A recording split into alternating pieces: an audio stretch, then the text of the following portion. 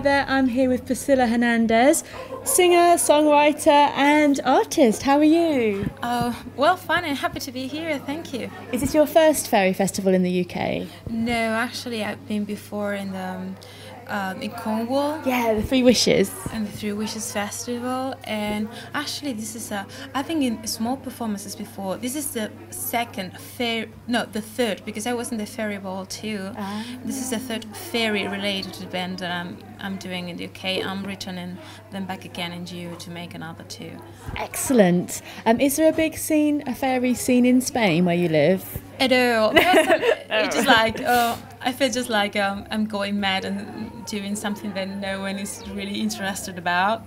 I'm living now in Barcelona. I'm from the Canary Islands and I moved to Barcelona, and I think there are, enough freaks to start a wave over there. And they're making some fairy meetings, but actually they're not festivals. Just like it is not role play games, but just like an excuse so they can't, gather and start to get dressed up.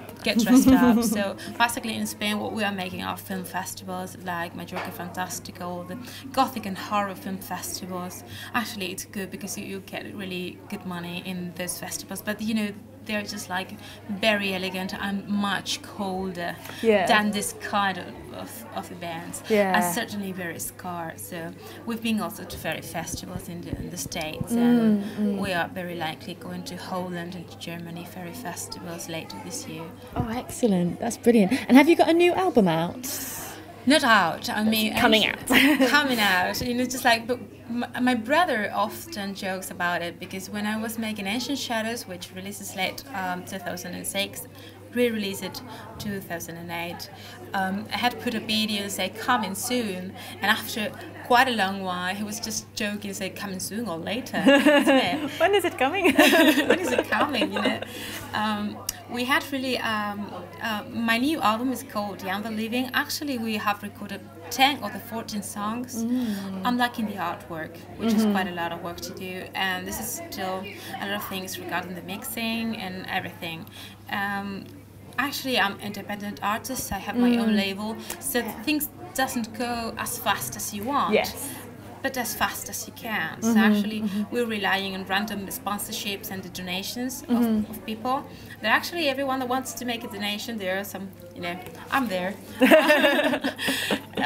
To get your name in the booklet and such, And actually, our fest album was in Grey Park.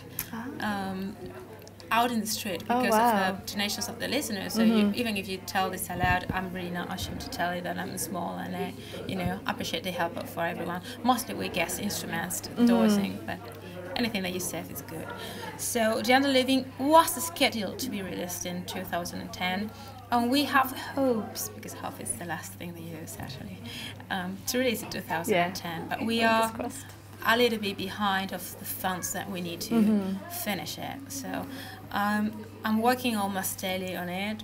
I'm really sick of the songs already. I'm performing half of the new songs already on stage, because I was just like burnt of the old material, and I like it better. It's an album about things that we're not living and will never be alive, but they're not about fairies and ghosts, like the one before, just like sort of nameless things that you perceive, just like when you stare at an empty chair and you have the impression that something is there. And you don't know if it's there because you think about it, or it's just something that is provoking that thought in you. Sort of abstract. Right. So what does inspire you? Because it's very ghostly, and your artwork and your music is very ghostly. And well, I have a sleep disorder that is called sleep paralysis.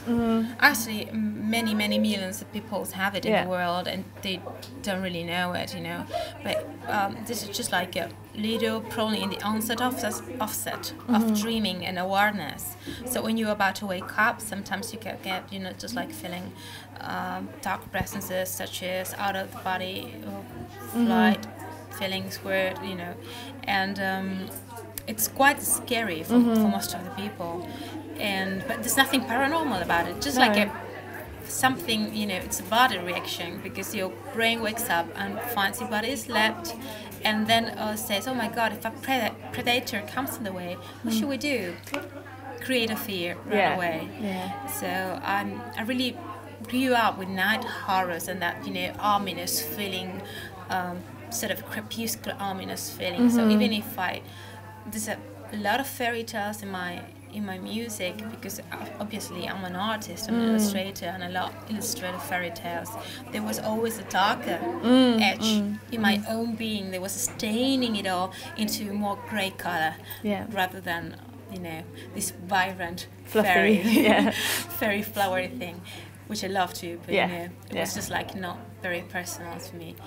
And I have also temporal lobe epilepsy, which made the thing more complex. But actually, temporal lobe epilepsy just like thinks of weird artists like me and Edgar Allan Poe and Van Gogh. You know, the problem is that being that way is that you, just like the artist, you remain truthful to yourself and end up in the street. Was 60 years old, begging for some coins, but being happy that you've done what you wanted to do, and that's what I intend to do. Yeah. Exactly. I keep on going. I'm enjoying very much the way through, because it is nothing that I expected to do. I studied genetics. Wow. And very different. Yeah, I'm supposed to be at the lab, you know, working with molecular biology, and I left at that because suddenly, I don't know, maybe it was all the head thing, I don't know, I just went a little bit crazy, which is good. I don't know, to wear wings. Very late time of my life. No, very late. I'm not telling my age, I'm sorry. No age. And, but it really, I think I really need it. I really needed some of, to find this way to release my spirit in art. Yeah, and there's a book out, isn't there, of fairy artists, which you're in as well. Yeah, we have just released, it was released just this month, a compilation of 16 It's very popular. They're known. I think it's more sensible to go to the official website, which is fantasyartcollection.com, and you know, the bookmaker will sell it. You know, will sell it to you, probably in a, you know, in an easy way that I can do it. Oh, it's very exciting. It's a lovely collection of artists, isn't it? Yes, I have a huge collection of illustrated fairy tales, and I admit that even if I wasn't, you know, which is sort of ego, you know, it would be a book that I would have in my collection. Definitely. And I'm a collector. Yeah. I like my things. No, because I mean, just like because I really like fairy tale, you know, illustrated books, and actually it's a really wonderful edition. I love Linda's work in it, and Sheila Walk, which is the cover art. Oh, she's amazing. Yeah, you love it. Yes. And you're going to be performing your music today as well? No, tomorrow. I did yesterday, and I will be doing it again tomorrow. Excellent. I came without my band because this, you know, just a small band. Yeah. You know, sometimes smaller band. I was telling that yesterday. Sometimes in smaller band, you approach the public in a different way, and you can make different kind of connections and a different kind of approachments when you're performing. And I'm performing with my cellist that came all over from Spain. Well, he's around here. Hey, come here. Come here. Yeah. Hello. This is Bielfio, and he's a wonderful cellist. He's been in the band for quite a while. Excellent. And he plays the cello, and actually, which is the one who is playing, which is my boyfriend and partner in the label, is missing, but he plays the keyboards, but he couldn't come. And normally we're around 5. But I think we are making quite a lot of show tomorrow Monday again. Yeah. I think we'll do it. It's nice and cosy. Yeah, nice and cozy. Oh, well, thank you very much for talking to me. Have a lovely festival.